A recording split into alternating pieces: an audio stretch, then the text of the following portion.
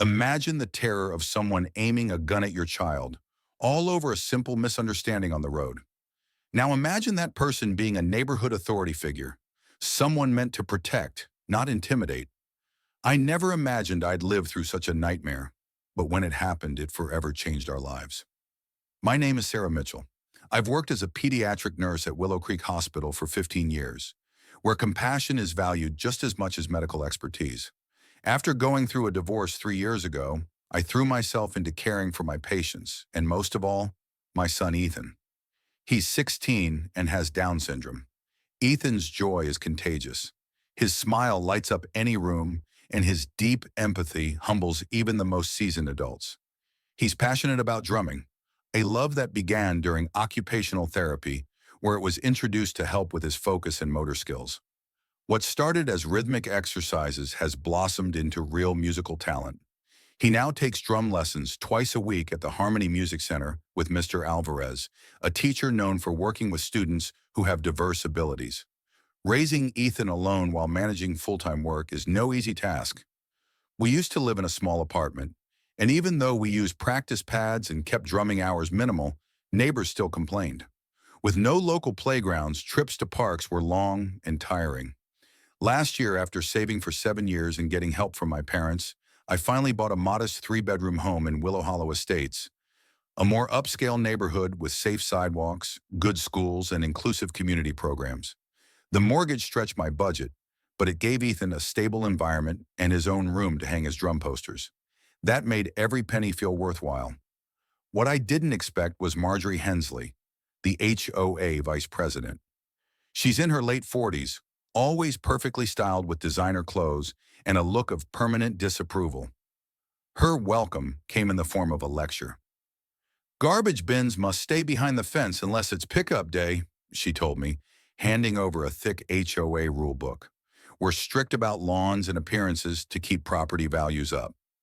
I was exhausted from the move, so I just nodded. "We'll comply," I said. But her eyes didn't leave Ethan, who was happily exploring the yard, making joyful sounds, louder than usual, but not bothersome. Her lip curled slightly. "We do have noise ordinances. Some of our residents value peace." My cousin Nate Barrett overheard. He was helping unload boxes. Nate is a former Marine Scout sniper who now works as a security consultant. At 6 feet 2 inches, his presence alone made Marjorie hesitate. She shook Nate's hand before retreating across the street to her grand home. But Nate wasn't just a cousin. He was Ethan's anchor, especially when our cramped apartment made drum practice nearly impossible. "She seems delightful," he joked. "Need me to run a background check?" I laughed. "Let's try to make a good start here." Still his quiet warning. I didn't like the way she looked at Ethan. Stuck with me. In our very first month, we received 2 official HOA warnings.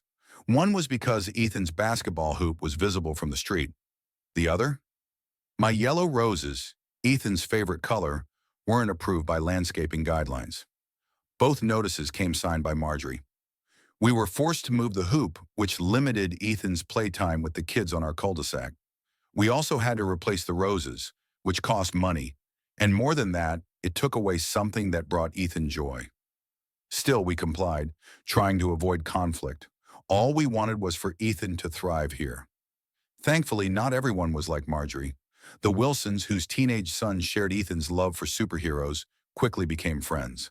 And Dr. Chun, a neighbor down the street, even offered to pick Ethan up from the bus stop on days I worked late. These small kindnesses gave us hope. Then came the Thursday that changed everything. It was 6 weeks into our new life. I was hurrying home after a hospital meeting, already running behind for Ethan's 4:30 drum lesson. As I backed out of our driveway, I noticed Marjorie on her porch, phone in hand, likely jotting down more violations. I waved. She didn't. Ethan was beside me, practicing finger taps. "Mr. Alvarez says I'm ready for advanced paradiddles," he beamed. We'd been saving for an electronic drum kit as a birthday gift for him in November.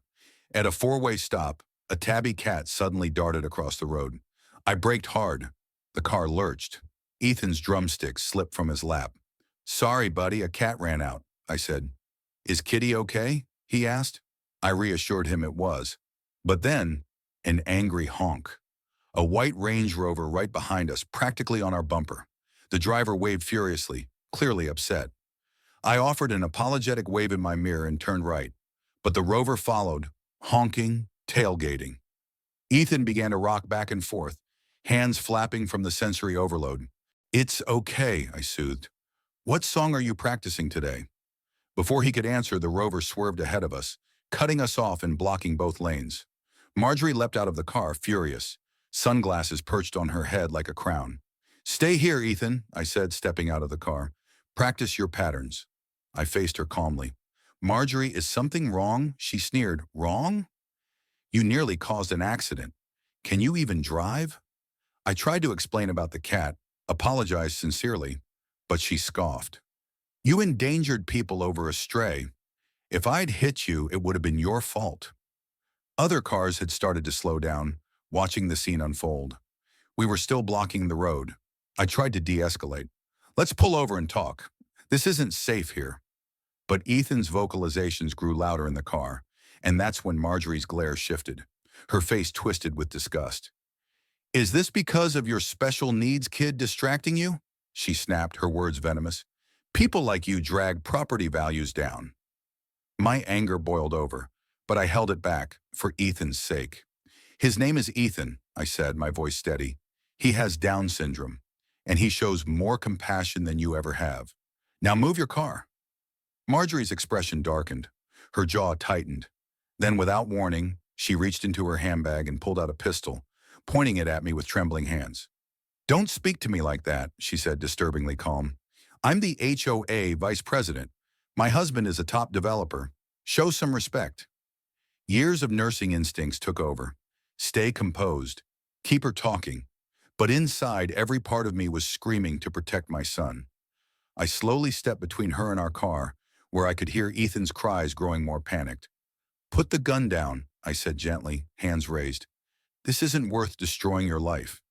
But her eyes shifted to Ethan's vocalizations, loud, distressed, and involuntary. "That noise," she snapped. "He's doing it to mock me." "He's not," I said quickly.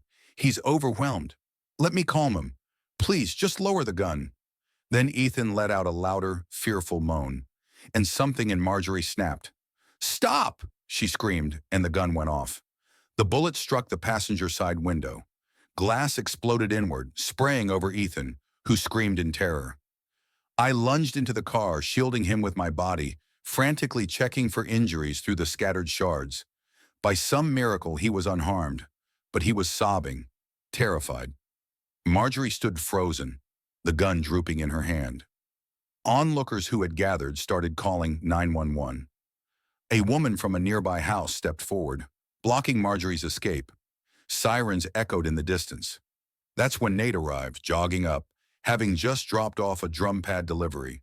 He took one look at the scene, and the calmness of a Marine settled over him like armor. "Put the weapon down," he commanded, firm and clear. "2 fingers on the grip," Marjorie stammered, still clutching the gun. "He was making noises, to mock me. I didn't mean to hit anything." Nate's tone turned sharper. "Weapon down, now." She hesitated, then obeyed. Nate took it from her, quickly checking the chamber. "No safety on. Finger on the trigger," he noted coldly. "You have any training?" Marjorie, pale and shaken, mumbled something about having a concealed carry permit. "That's not training," Nate said. "You discharged a firearm at a child in a residential zone. That's a felony." Police arrived moments later. Recognizing Nate, who had trained officers at the academy, they quickly secured the scene. Marjorie was handcuffed, sputtering about calling her husband and her lawyer. Paramedics examined Ethan, who was wrapped gently in a shock blanket. Thankfully, he was physically unharmed. Nate took him for ice cream at the corner diner, while I stayed behind to give my statement to Detective Ramirez. "She could have killed him," I said, choking back tears, "over a stray cat, and the only way he knew how to cope." Ramirez nodded solemnly. "With witness videos and your cousin's statement, the DA will move forward. Her husband's connections won't stop this." 3 hours later, I climbed into Nate's car, my own now part of the investigation. Ethan, silent, clung to me tightly in the back seat. Neighbors gathered, offering sympathetic waves while Nate stayed asleep on our couch. His presence was a source of comfort for Ethan that night. Ethan needed his weighted blanket and sound machine. Nate and I sat at the kitchen table processing the situation. Her permit was untrained, he said, and she would face charges for felonies: aggravated assault, endangerment, illegal discharge, and threats. I was concerned about living across from her. A restraining order would force her to move, but Nate reassured me, suggesting a trauma counselor for Ethan.